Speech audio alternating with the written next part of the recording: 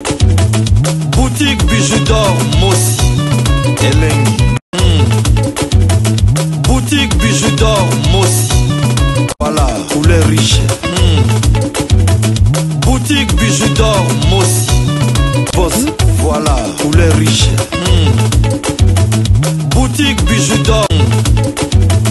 Boutique Bijou d'or Mossi Elengi. Attends, mon Chantal Matondo. Chantal Matondo, là qui m'a ajo. Là qui m'a ajo Chantal Atayo moko. Est-ce que non, quand on a dit la kayo, on a mon azo, mon kayo. Batapoto va tiner la biso bon la kichasa pardon. Faut féliciter bango hein. Mama mbonga poto passer. Mama potanga e malilo mutake de kayo.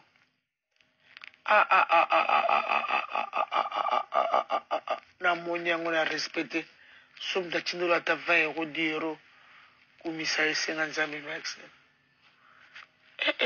Azape na volonté na malile bakina western cholo pe ma 200 mois ça. Faut kumisa.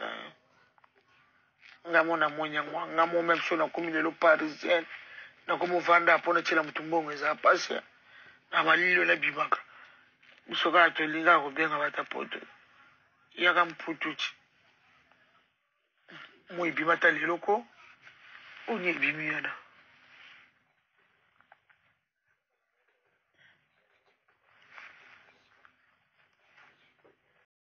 ata moko Chantal Matondo la kima na ajo Chantal Atayo moko. Est-ce que non, quand on a dit la kayo, on a mon azo, mon kayo. Batapoto va tiner la biso bon la kichasa pardon. Faut féliciter bango hein. Mama mbonga poto passer. Mama potanga e malilo mutake de kayo.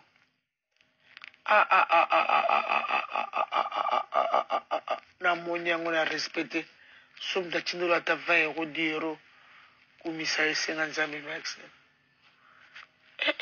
Azape na volonté hein.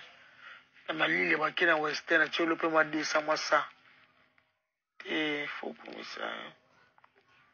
Ngamo na moni yango ngamo même so na commune le parisien na komo vanda pona chela mutumbongo za passer na malile na bibaka. Musoka atolinga kobenga batapoto yaka mputuchi mo ibimata leloko oni ibimiana.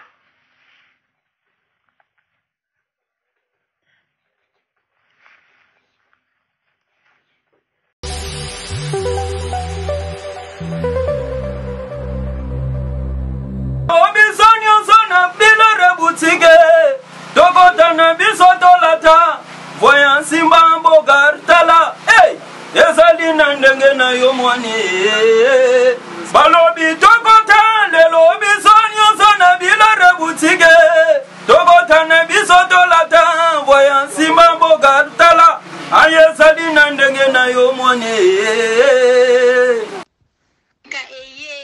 na kati ya matonge maison de passage na biso. Maison de passage na biso ya goyo, maison de passage na biso ezana ba climatiseur, ezali climatisé. Maison de passage na biso ezana matonge na Irebu A37. Maison de passage na biso tozana ba appartement où ezali ya 2 chambres, salon, cuisine. Tous les 2 chambres wana ezana ba toilette na kati. Maison de passage na biso tozali na appartement oyo ezali kaka salon, salle de bain, chambre na cuisine. Tozali lisusu na appartement na biso oyo ezali appartement ya pamba lokola chambre na toilette na oyo salle de bain na ona kati. Chambre oyo ezali ya pamba oyo ezaka na salle de bain okoyamba bapaya na yo na kati. Chambre oyo ezali chambre, salon, cuisine. Salon ezali ya munene comme kokoyamba bapaya na yo na kati, comme okoki koyamba bapaya na yo libanda. Mai na biso ebimaka kitoko. Courant na biso toza na balune ebele. Toza na groupe na biso soki courant ekei totie essence na kati ya groupe. ndako na biso ezali sécurité, eza la sécurité ya makasi. Maison de passage na biso na matonge toza kobengisa bino. Mwana nyonso tu ya poto. Benga numéro oyo ozomona. Réserver place na yo pona ozwa place na yo ya kolala. Na kati ya maison de passage na biso tozali na boutique. Boutique bazoteka ba du verre, bazoteka nyonso tu na kati ya boutique wana.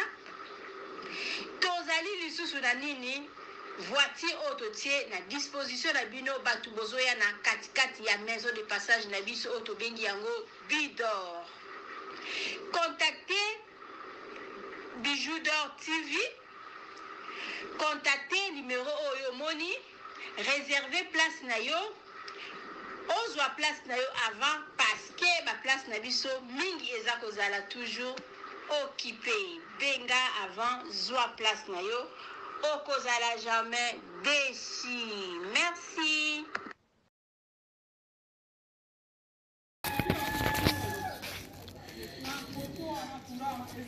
Salut, j'espère que vous allez bien. En fait, c'est plus pour les diasporas.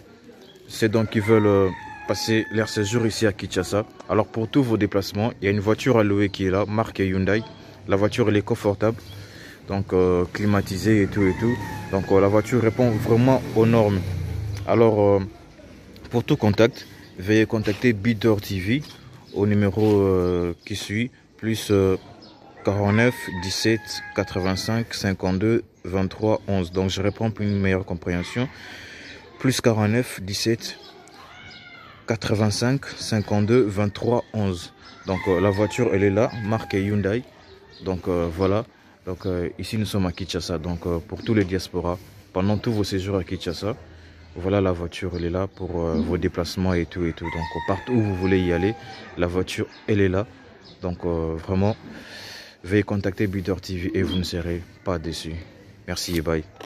Oui, botali vidéo na biso, il y a publicité, voiture na biso eza na Congo, mutolingo kende na yo Congo, contactez Bidor TV na voiture oyo tu komona okozala jamais déçu parce que Maman Bijou d'Or alobi eza po na biso ba diaspora. Maman Bijou d'Or naza na besoin ya ba partenaire.